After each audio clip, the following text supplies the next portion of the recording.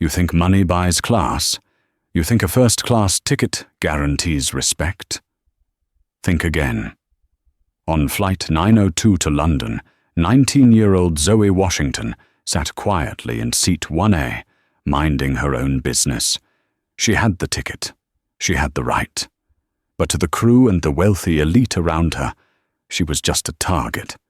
When the handcuffs clicked around her wrists, they thought they were protecting the cabin. They didn't know that the man sleeping in the private suite wasn't just her father. He was the man who had signed their paychecks that morning. This is the story of how one crew's prejudice became their worst nightmare.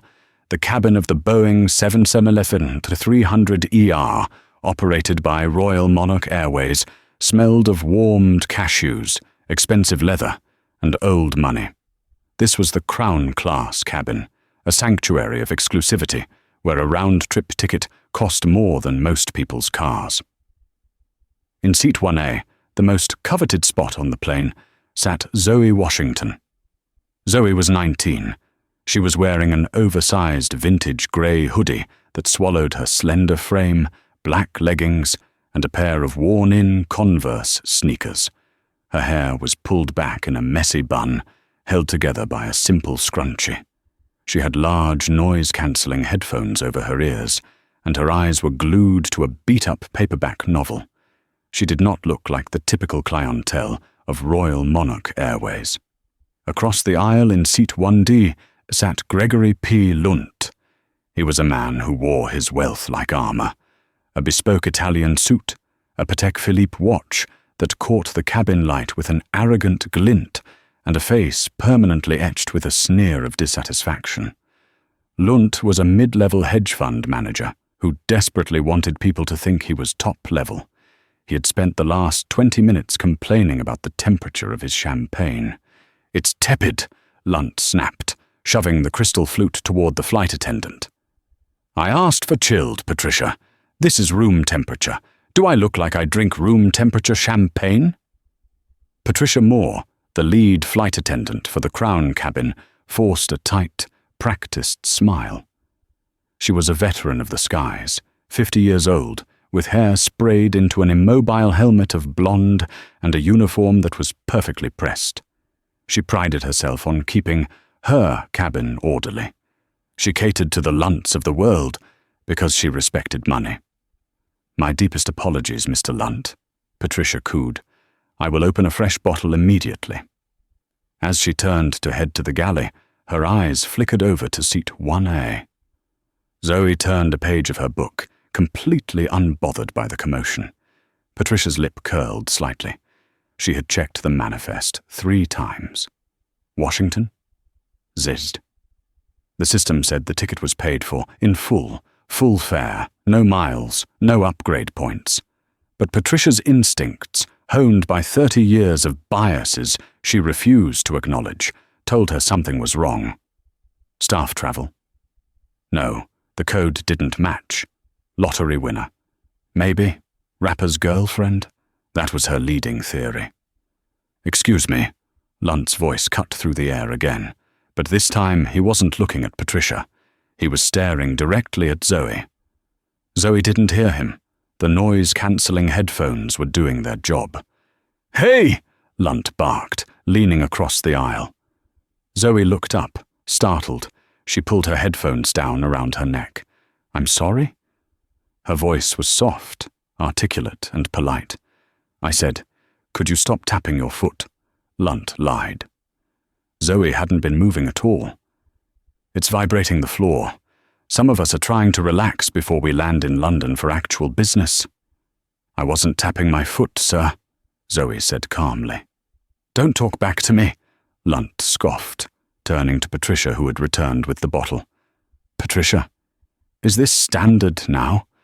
Letting just anyone in here? The atmosphere has dropped significantly since boarding." Patricia poured the champagne, her eyes cold as she looked at Zoe. "I understand your frustration, Mr. Lunt. We do try to maintain a certain standard." Zoe felt the heat rise in her cheeks. She knew this look. She had seen it in department stores when security guards followed her too closely. She had seen it in hotel lobbies when she waited for her dad. It was the look that said, "You don't belong." "Is there a problem with my ticket?" Zoe asked, her voice slightly firmer. "May I see your boarding pass again, Miss Washington?"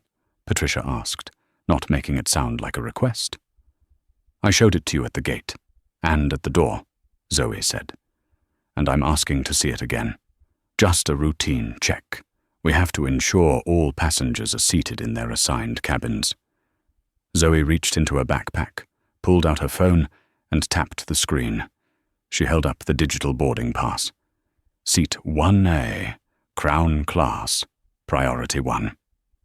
Patricia stared at the screen, looking for a flaw. She couldn't find one. "Fine," she clipped. "Put your bag completely under the seat. It's sticking out. We can't have trip hazards." The bag was already under the seat. Zoe pushed it back an inch, hitting the barrier. "It's all the way in." "Just do as you're told," Lunt muttered, sipping his now chilled champagne. "Entitled generation." Zoe put her headphones back on, her heart thumping a slow, angry rhythm against her ribs. She looked out the window at the clouds. She just had to get to London. Her father had told her he'd meet her there. He had flown out early for a merger meeting, something about acquiring a massive transportation fleet, and had surprised her with the ticket so she could join him for a weekend in the countryside. Just ignore them, she told herself. 3 more hours. But the atmosphere in the cabin had shifted. The air was thick with tension, and Gregory Lunt was bored. He had found a target, and Patricia Moore was his willing accomplice. An hour later, the cabin lights were dimmed. Most passengers were sleeping. Zoe had dozed off, her book resting on her chest. She woke up to a hand shaking her shoulder roughly. She gasped, disoriented. Patricia was standing over her, her face illuminated by the harsh reading light she had just flicked on. Behind Patricia stood Gregory Lunt, his face red, his tie loosened. "Where is it?" Lunt demanded. His voice was loud, shattering the quiet of the cabin. Zoe blinked, rubbing her eyes. "What?" "Don't play dumb with me," Lunt hissed. "My watch. I took it off to wash my hands in the lavatory. I left it right on my console. I came back, and it's gone." "I don't know what you're talking about," Zoe said, sitting up straighter. "I've been asleep." "You're the only one awake," Lunt shouted. "I was sleeping until you shook me." "Lower your voice, Miss Washington," Patricia commanded, though Zoe hadn't raised hers. "Mr. Lunt is missing a very valuable item, a platinum Patek Philippe, valued at over $80,000. "Okay," Zoe said, her hands trembling slightly. "That sucks. But I didn't take it." "You're the only one who has moved," Lunt lied again. "I saw you. You got up to use the restroom right after I did." "I haven't moved from this seat in 2 hours," Zoe protested. She looked around. A few other passengers were waking up, peering over their pods. "We need to search your bag," Lunt declared, reaching for Zoe's backpack near her feet. "No!" Zoe grabbed the strap. "You can't just touch my stuff. That's illegal." "I am the flight service manager," Patricia said, puffing out her chest. "I have the authority to ensure the security of the cabin. If a theft has occurred mid-flight, I have the right to investigate to prevent escalation." "That's not true," Zoe said. She knew the law. Her father made sure she knew her rights. "You can call the police when we land. You cannot search my personal property without a warrant or probable cause." "Probable cause?" Lunt laughed, a cruel, barking sound. "Look at you. You're wearing a hoodie in first class. You're clearly a mule or a lottery brat who ran out of cash. Give me the bag." "I'm not giving you anything," Zoe said, pressing the call button. "I want to speak to the pilot." "The captain is busy flying the aircraft," Patricia snapped. "I am in charge of this cabin. Now, Miss Washington, you can either cooperate or we will have to take measures." "I didn't take the watch." Zoe's voice cracked. She felt tears of frustration stinging her eyes. It was happening again. The assumption of guilt, the swift judgment. "Check her pockets," Lunt jeered. "Stand up," Patricia ordered. "No." "I said stand up." Patricia grabbed Zoe's arm. Zoe flinched and pulled back. "Don't touch me." "She's assaulting the crew," Lunt yelled, playing to the audience. "Did you see that? She just struck the stewardess." "I didn't touch her. She grabbed me." Zoe looked around desperately. "Did anyone see that?" The other passengers, mostly wealthy businessmen and tired socialites, averted their eyes. They didn't want to get involved. They just wanted the noise to stop. "That's it," Patricia said, her face flushing with adrenaline and power. She unclipped a radio from her belt. "Captain, we have a level 2 disturbance in the Crown cabin. Passenger in 1A is combative and refuses to comply with crew instructions regarding a theft investigation, requesting authorization to restrain." There was a crackle of static, and a tired male voice replied, "Copy that, Patricia. Use your discretion. Do you need the co-pilot?" "No, Captain. I have Mr. Lunt assisting." Zoe's eyes went wide. "You're letting him help you. He's the one harassing me." "Get up," Patricia said, her voice dropping to a menacing whisper. "I want to call my dad," Zoe said, reaching for her phone. "I have Wi-Fi. I'm calling my dad." Lunt lunged forward and swatted the phone out of her hand. It skittered across the floor, sliding under seat 2B. "That is evidence," Lunt said. "She's trying to contact her accomplice." "You are crazy," Zoe shouted.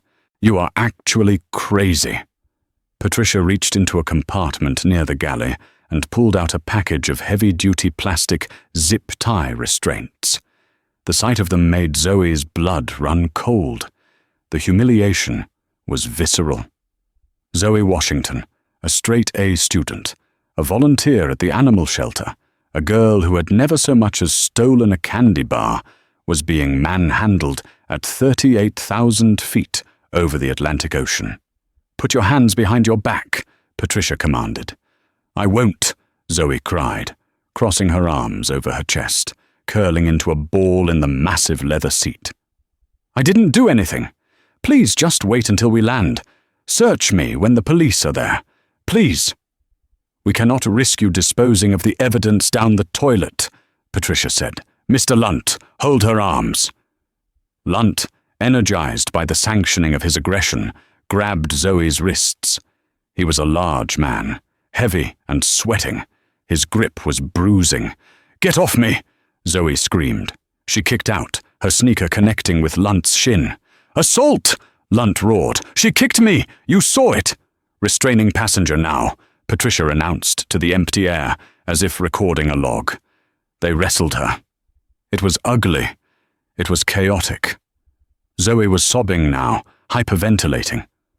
Lunt forced her arms behind her back, twisting her shoulder painfully. Patricia looped the thick plastic ties around Zoe's delicate wrists and yanked them tight. Too tight. The plastic bit into her skin. "You're hurting me," Zoe gasped. "You should have thought of that before you became a thief," Patricia said, breathless but triumphant. They didn't stop there. Because Zoe had kicked out, Patricia used a secondary strap to bind Zoe's ankles together. They effectively trussed her up like an animal in the most expensive seat on the plane. "Now," Patricia said, smoothing her skirt. "I am going to search this bag." She dumped the contents of Zoe's backpack onto the empty seat 1B. Out tumbled a beaten-up copy of The Great Gatsby, a bag of trail mix, a sketchbook filled with charcoal drawings of horses, a toiletry kit, and a wallet. Patricia ripped the wallet open. She pulled out a student ID from NYU, a library card, and a debit card. "No cash," Patricia noted, suspicious for an international traveler. "I use Apple Pay," Zoe choked out, tears streaming down her face. She was humiliated beyond words. She felt the eyes of the cabin on her. A woman in row 2 was holding up her phone, filming the whole thing. Good, Zoe thought through the panic. Film it. Please film it. Patricia shook out the sketchbook. Nothing. She opened the toiletry bag. Nothing. She must have it on her, Lunt insisted. She's hiding it in her bra or her waistband. Patricia looked at Zoe. We can't strip search her here. We'll wait for the authorities in London. But she stays restrained. She's a threat to the safety of this flight. Patricia picked up the cabin interphone. Ladies and gentlemen, we apologize for the disturbance in the forward cabin. The situation has been contained. Please return to your rest. Zoe sat there, her chest heaving, her shoulders screaming in pain. She closed her eyes. She thought of her father. Robert Washington was a man of infinite patience, a man who built things, a man who believed in kindness. But she also knew the other side of him, the side that emerged when someone threatened his family. She prayed he was already at Heathrow waiting. Suddenly, the curtain separating the Crown cabin from the cockpit area, specifically the door to the Royal Suite, a private bedroom reserved for VVIPs, which was usually empty, swished open. The cabin went silent. A man stepped out. He was tall, wearing a simple black t-shirt and grey sweatpants. He looked like he had just woken up, his eyes groggy, but his posture was commanding.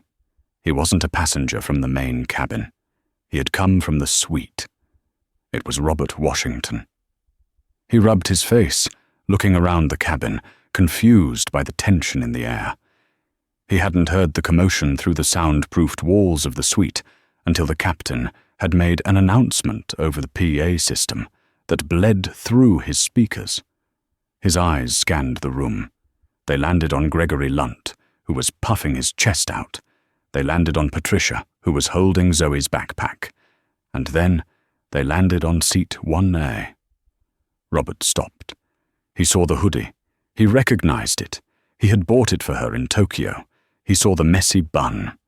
And then he saw the plastic zip ties binding his daughter's hands behind her back. He saw the tears tracking through the dust on her face where she had been pressed against the seat. The air in the cabin seemed to drop 20 degrees. Robert Washington didn't scream. He didn't run. He walked forward with a terrifying, predator-like slowness. "Patricia," Robert said. His voice was a low rumble, barely louder than the hum of the engines, but it carried to the back of the cabin. Patricia froze. She turned, her face paling instantly. She recognized him, not as Zoe's father. She didn't make the connection yet. She recognized him as the man whose face had been on the cover of Forbes magazine in the galley crew room that very morning. The man who had just finalized the hostile takeover of Royal Monarch Airways. He was the new owner. "Mr. Washington," Patricia stammered, I didn't know you were awake. We had a security incident." Robert ignored her. He walked straight to seat 1A. He knelt down, his expensive sweatpants hitting the carpet. "Zoe?" he whispered. Zoe opened her eyes. When she saw him, her composure shattered. "Daddy," she sobbed, the word sounding like she was 5 years old again. "Daddy, they hurt me. They said I stole a watch." Robert's hand came up and gently touched her cheek. His thumb wiped away a tear. Then his eyes shifted to the zip ties. He looked at how they dug into her skin. He stood up. He turned to face the room. The sleepy grogginess was gone.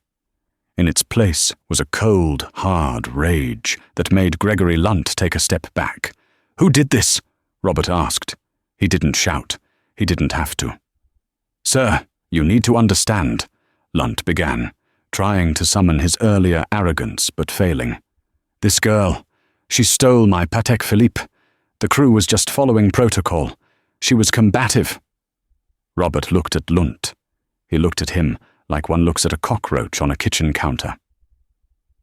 "You have exactly 10 seconds, Robert said to Patricia, "to cut these things off my daughter's hands, before I make a phone call that ends your career, your pension, and your ability to work in any industry involving customer service for the rest of your life." Patricia's hands shook so hard, she dropped the scissors she pulled from her apron. Her father," Lunt whispered, the colour draining from his face. Robert turned to Lunt. "And you. If you say one more word, I will have you arrested for assault the moment we touch the ground. And unlike you, I have the lawyers to make sure you never see the inside of a first-class cabin or a boardroom. Ever again." The silence in the Crown cabin was absolute. The hum of the Rolls-Royce engines seemed to fade into the background, drowned out by the sheer weight of Robert Washington's presence. Patricia Moore's hands were shaking so violently that she couldn't get the scissors under the thick plastic of the zip tie. She nicked Zoe's skin, and Zoe flinched, letting out a sharp hiss of pain. "Give them to me," Robert said. His voice was no longer a rumble. It was a blade. He took the scissors from Patricia's trembling hand. With a surgeon's precision, he slid the cold steel under the plastic loop, binding his daughter's wrists, careful not to touch the already red and swollen skin. Snip. Zoe's arms fell free. She gasped, bringing her hands to her chest, rubbing her wrists. Deep, angry red welts had formed where the plastic had bitten into her flesh. The circulation returning caused a painful pins and needles sensation that made her wince. Robert knelt there for a moment, inspecting the injury. He turned Zoe's hands over, looking at the marks. Then he looked at the secondary strap on her ankles. He cut that too. He stood up and helped Zoe to her feet. She buried her face in his chest, trembling. He wrapped one arm around her, holding her tight, shielding her from the cabin. With his free hand, he pointed at seat 1A. "Sit," he told Zoe gently. "Drink some water." He turned to the cabin. The captain, Captain Miller, had emerged from the cockpit, looking flustered. He was a man who prided himself on a smooth flight, and his flight service manager had just informed him that the new owner of the airline was on board, and furious. "Mr. Washington," Captain Miller began, adjusting his cap, "I wasn't aware you were in the suite. If you had known, you would have treated my daughter like a human being?" Robert interrupted. "Is that how it works, Captain? Basic human rights are reserved only for those whose fathers you recognize?" "Sir, I was told there was a security threat," the captain stammered, glancing at Patricia. "The only threat on this plane is the incompetence standing before me," Robert said. He turned his eyes to Gregory Lunt. Lunt was standing in the aisle, looking trapped. He had realized, too late, that the dynamic had shifted. But his arrogance was a deep-seated habit. He couldn't let go of the narrative he had constructed. "Look," Lunt said, forcing a chuckle that sounded like dry leaves crunching. "Let's not get hysterical. I made a mistake about who she was. I apologize for the confusion. But the fact remains, my watch is missing. A Patek Philippe Nautilus. It's gone, and she was the only one awake." Robert stared at him. "You think she took your watch?" "It's the only explanation," Lunt insisted, though his voice wavered. "I took it off. I put it on the console. I came back, and it was gone. She probably handed it off to someone else, or hid it in the seat mechanism. These kids, they are quick." "You searched her bag," Robert said, gesturing to the scattered contents on seat 1B. "You physically restrained her. Did you find the watch?" "Well, no, but did you check her pockets?" "We were about to," Lunt said. "Patricia," Robert said, not looking at the flight attendant. "Did you search Mr. Lunt's area?" Patricia blinked. "Sir? You heard me. You searched the accused. Did you search the accuser? Did you verify the item was actually stolen before you assaulted a passenger? Mr. Lunt said he left it on the console. Patricia trailed off. I don't care what Mr. Lunt said, Robert snapped. I care about facts, and the fact is, a drunk man made an accusation, and you acted as his personal police force without a shred of evidence. Robert turned to the captain. Captain Miller, I want this man's seat searched. Now. Every inch of it. I want his bag searched. I want his jacket searched.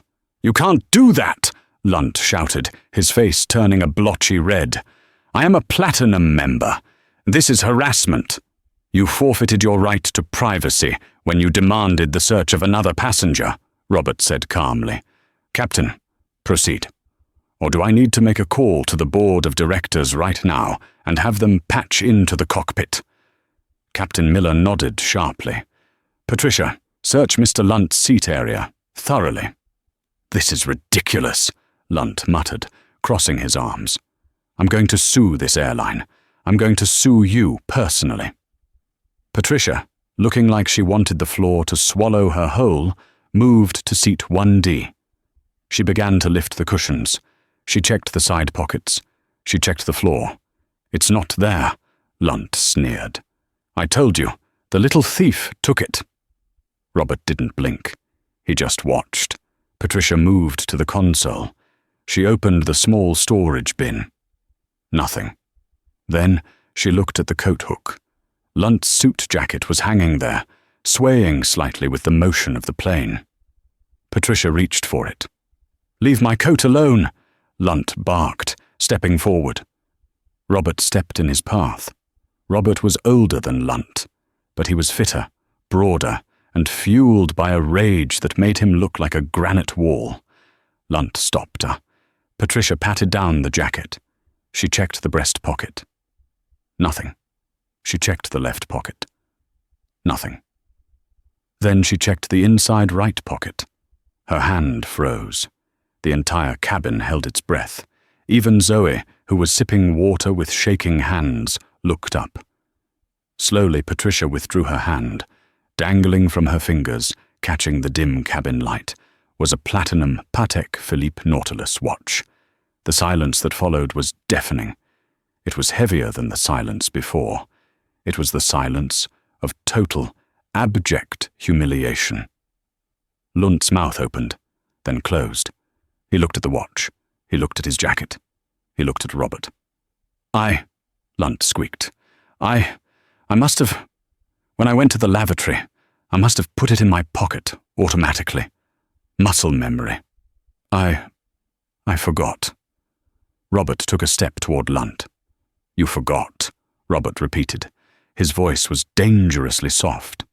It was an honest mistake, Lunt said, his hands coming up in a defensive surrender. I've had a few drinks. I was tired. I thought I left it on the table. It's a misunderstanding. No harm done, right? He looked around the cabin for support, offering a sickly smile. We found it. Good news, everyone.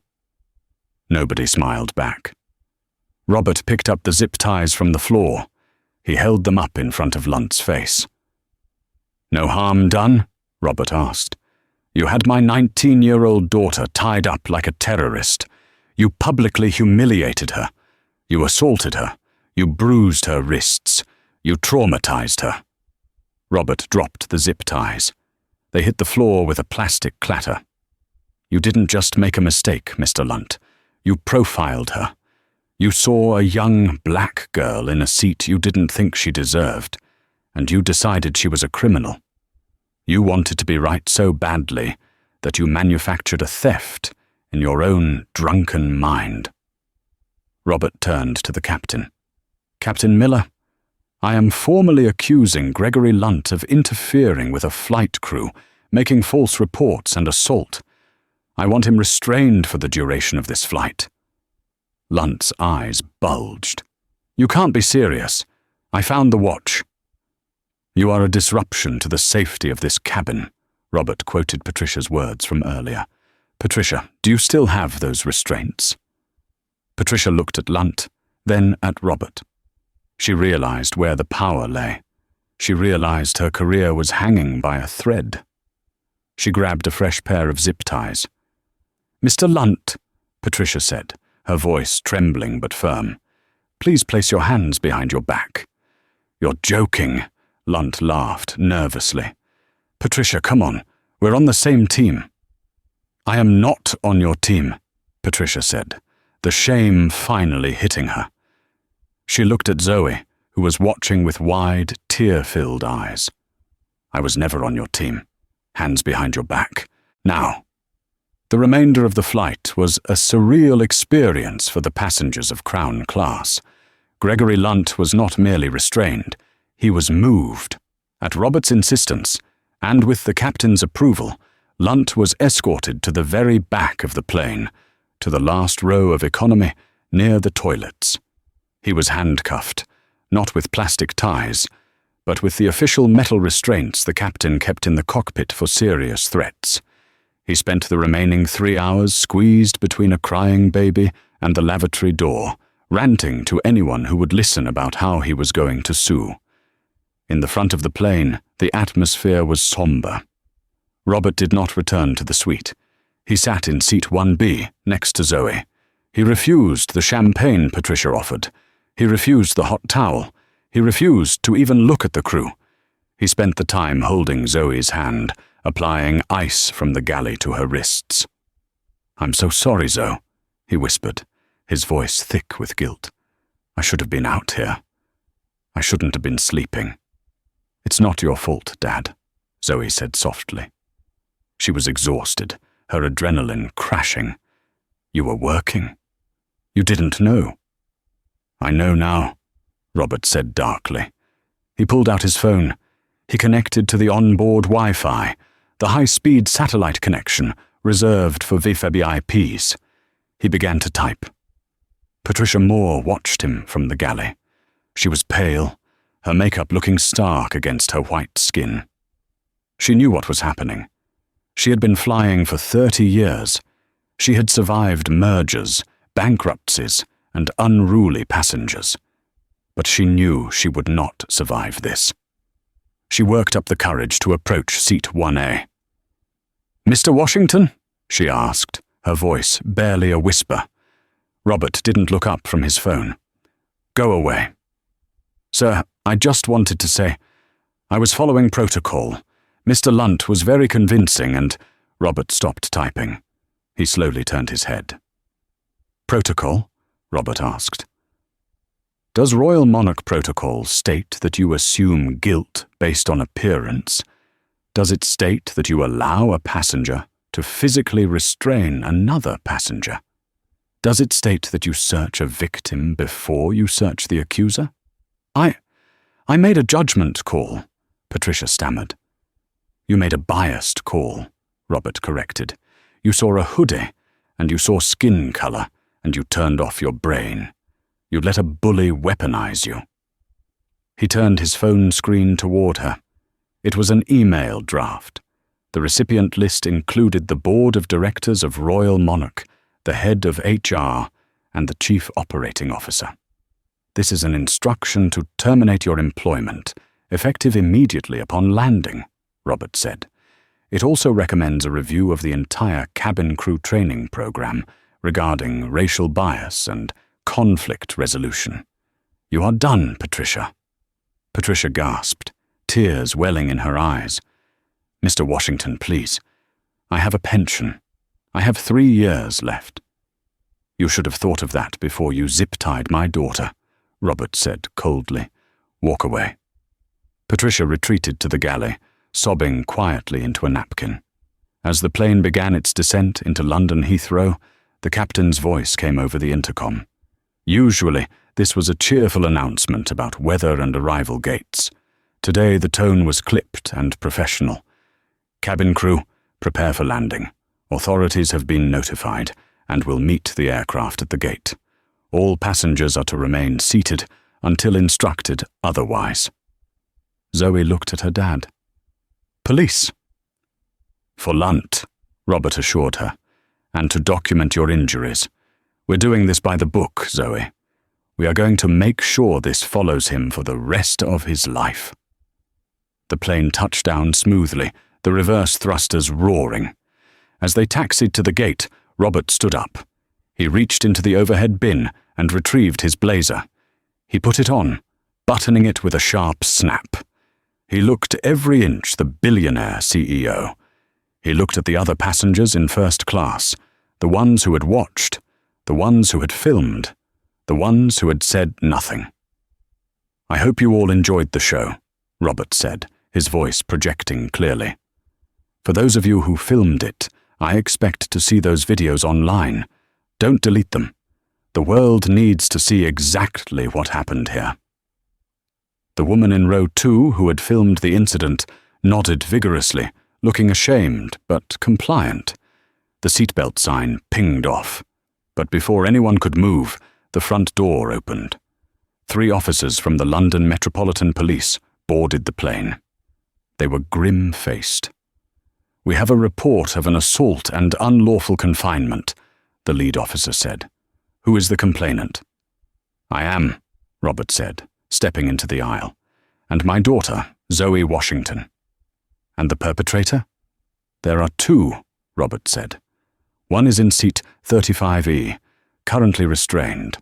His name is Gregory Lunt. The other—" Robert pointed a finger at Patricia, who was standing by the door, her head bowed. "Is Flight Service Manager Patricia Moore.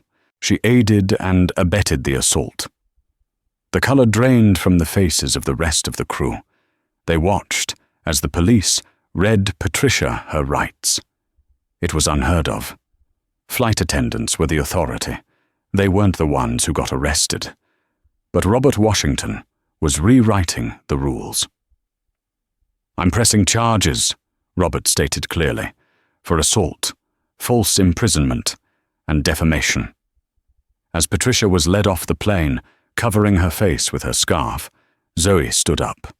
Her legs were shaky. She grabbed her backpack, the one they had dumped out. Robert put his arm around her. "Ready to go, kiddo?" "Yeah," Zoe said. She looked at seat 1D, where Lunt had sat. It was empty now, save for the empty champagne glass. They walked off the plane, not as victims, but as the owners of the place. But the drama wasn't over.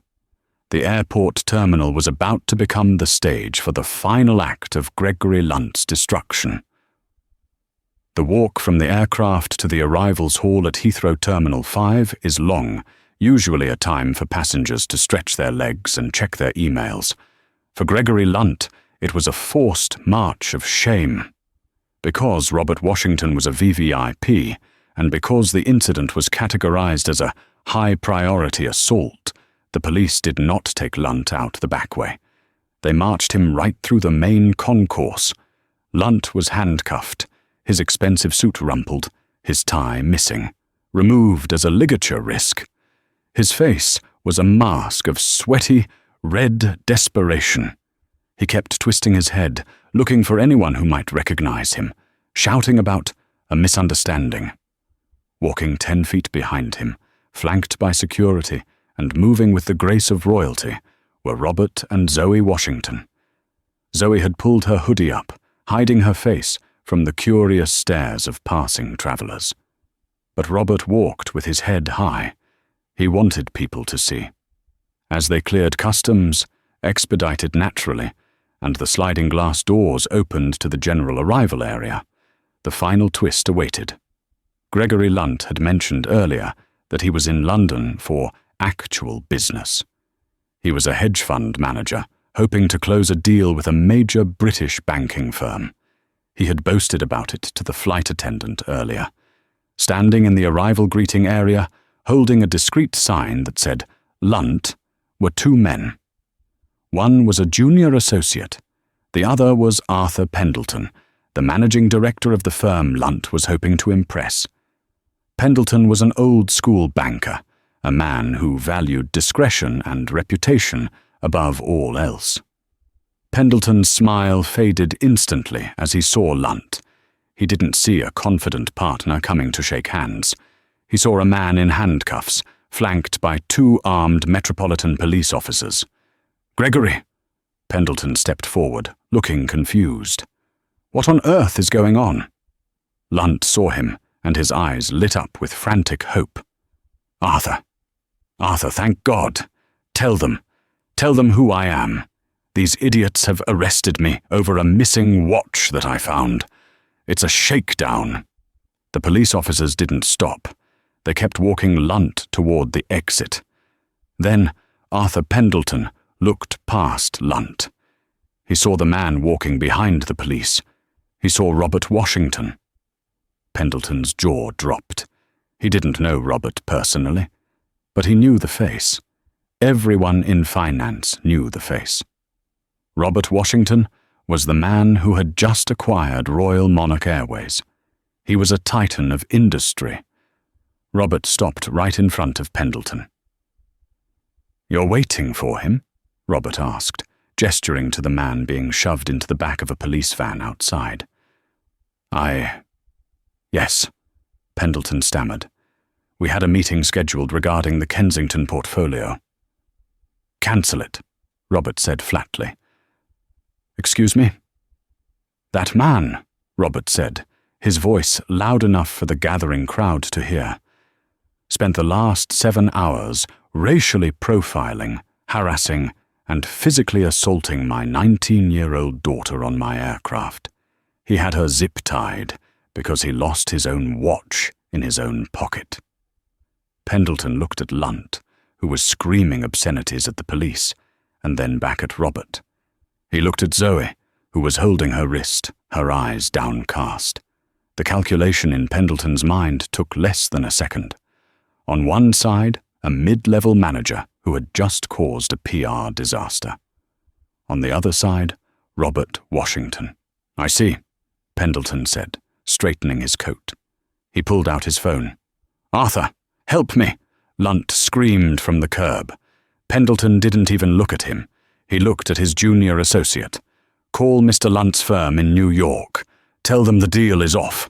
Tell them we do not do business with liabilities. And tell them to turn on the news." Lunt saw the moment his career died. He slumped against the police van, the fight draining out of him as the doors slammed shut.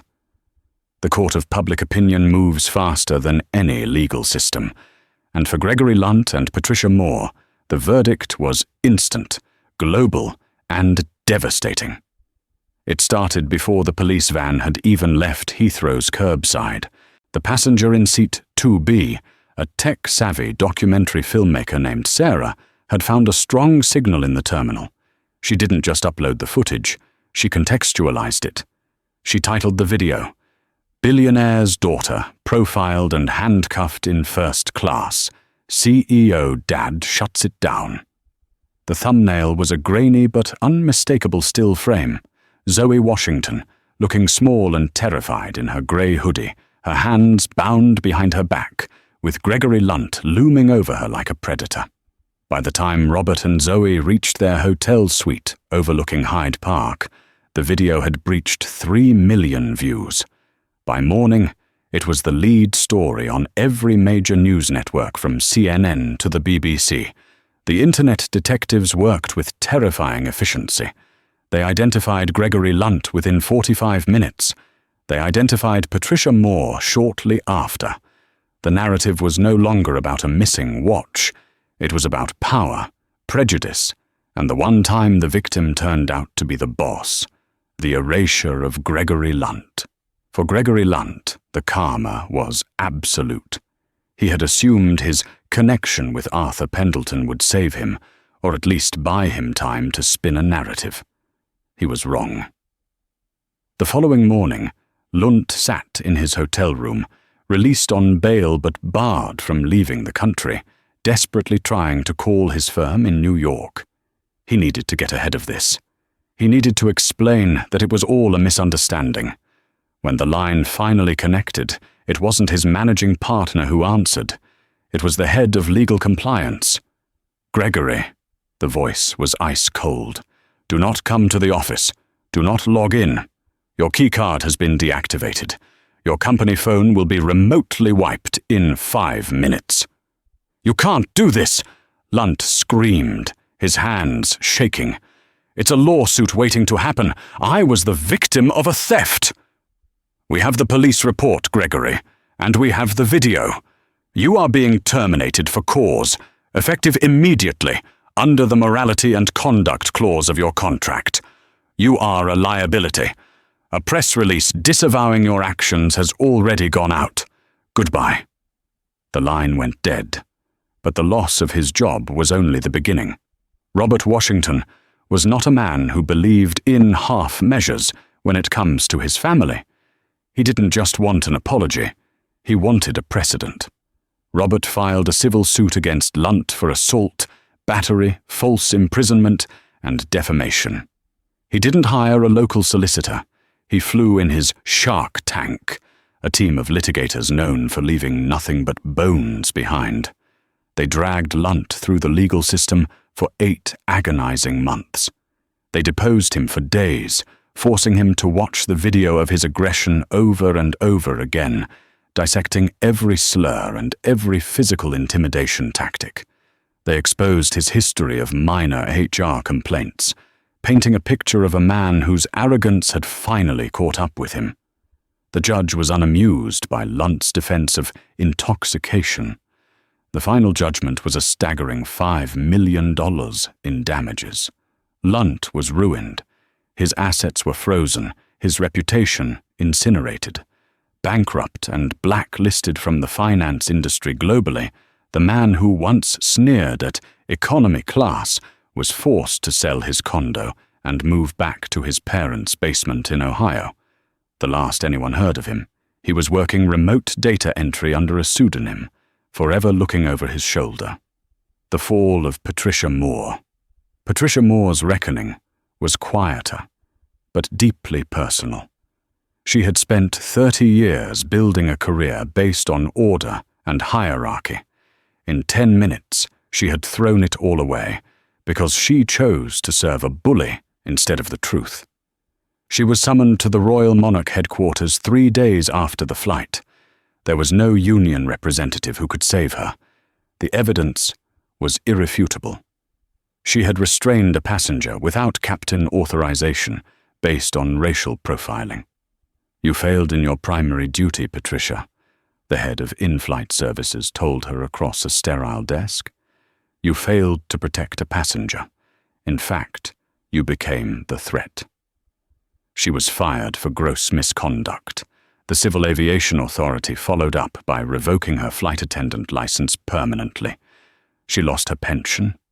She lost her identity. However, in a twist that surprised everyone, the lawsuit Robert prepared against the crew was dropped at Zoe's request. "Don't destroy her life, Dad," Zoe had said, sitting in the garden of their home a few weeks later. Lunt was the monster. She was just weak. She followed the loudest voice in the room. Being banned from the sky is punishment enough. Robert respected his daughter's wish. Patricia was spared the financial ruin that befell Lunt, but she had to live with the shame. She faded into obscurity, a cautionary tale taught in every flight attendant training school in the country. The Zoe Protocol, Robert Washington, channeled his fury into construction. He didn't just want to punish the guilty, he wanted to fix the machine that allowed them to operate. A month after the incident, he stood before the board of directors of Royal Monarch Airways. The room was silent. "We bought this airline to be the best," Robert said, his voice echoing off the mahogany walls. "But luxury without humanity is just expensive furniture. We are changing the DNA of this company." He introduced the Zoe Protocol. It was a sweeping, mandatory overhaul of conflict resolution and anti-bias training. It stripped the flight service managers of the unilateral right to restrain passengers. It required a two-witness rule for any accusation of theft. It mandated that the crew must prioritize de-escalation over compliance. Royal Monarch became the first airline to implement blind service standards, a training module designed to strip away unconscious bias regarding a passenger's attire, age, or race. The industry laughed at first. Then they followed suit when Royal Monarch's customer satisfaction scores and stock price soared. Healing and closure. For Zoe, the money from the settlement didn't fix the nightmares. For months, she felt a spike of panic whenever she saw a security guard or heard a raised voice. She stopped wearing her favorite hoodie for a while, trading it for blazers, trying to look the part, so she wouldn't be targeted again. It broke Robert's heart to see her dim her own light. "You don't change for them, Zoe," he told her one night. "You make them change for you." Slowly she believed him. She took the $5 million settlement from Lunt, money she didn't need but money he desperately missed, and launched the 1A Foundation. The non-profit provided top-tier legal defense for travelers who were wrongfully profiled, detained, or harassed by airport security and airline staff. She turned her trauma into a shield for others. 6 months later, the final test came. Robert had a business trip to Tokyo. He asked Zoe to come. She hesitated, her eyes darting to her wrists, where the faint memory of the plastic ties still lingered in her mind. "We'll fly private," Robert offered immediately. "No," Zoe said, lifting her chin. "If I fly private, they win. We fly commercial. We fly Royal Monarch." Walking down the jet bridge at Heathrow felt like walking into a combat zone for Zoe. Her heart hammered against her ribs. She gripped her boarding pass so tight it crumpled. She was wearing her grey hoodie again. They stepped onto the plane. Turn left. First class. The cabin looked the same, the leather, the wood, the soft lighting. But the feeling was different. A flight attendant was waiting at the door. She was young. Her name tag read Eleanor, and she had a kind, open face. She saw the hoodie. She saw the sneakers. And she smiled. A real, genuine smile. "Ms. Washington, Mr. Washington," Elena said, stepping aside to welcome them. "It is an absolute privilege to have you on board today. We've prepared the suite for you, but if you need anything at all, my team is here." There was no judgment, no side-eye, just respect. Zoe let out a breath she felt like she'd been holding for half a year. She looked at seat 1A. It wasn't a cage anymore, it was just a seat. She sat down, stretching her legs out. She pulled her noise-cancelling headphones from her bag. "You okay?" Robert asked, taking seat 1B, watching her closely. Zoe pulled her hood up, cocooning herself in the soft fabric. She looked out the window at the tarmac, watching the ground crew work. She thought about the foundation. She thought about the Zoe protocol manual in the cockpit. She thought about Gregory Lunt in a basement in Ohio. She looked at her dad and smiled. "Yeah, Dad," she said, fastening her seatbelt. "I'm good. Let's fly." As the massive engines roared to life and the plane lifted into the clouds, Zoe Washington didn't look back. She was too busy looking forward. And that, my friends, is what happens when you mess with the wrong person. Gregory Lunt and the crew saw a hoodie and made an assumption. They didn't realize they were looking at the heiress to the airline they were flying on. It's a brutal lesson in karma. Treat everyone with respect, whether they're in a suit or a sweatshirt, because you never know who you're talking to. Zoe Washington walked away with justice, and the airline industry changed forever because her dad refused to stay silent. What would you have done if you were in Robert Washington's shoes? Would you have been as calm, or would you have lost it completely? Let me know in the comments below. I read every single one. If you enjoyed this story of instant justice, please smash that like button. It really helps the channel. And don't forget to subscribe and hit the bell so you never miss a story. Until next time, fly safe and stay kind. Peace.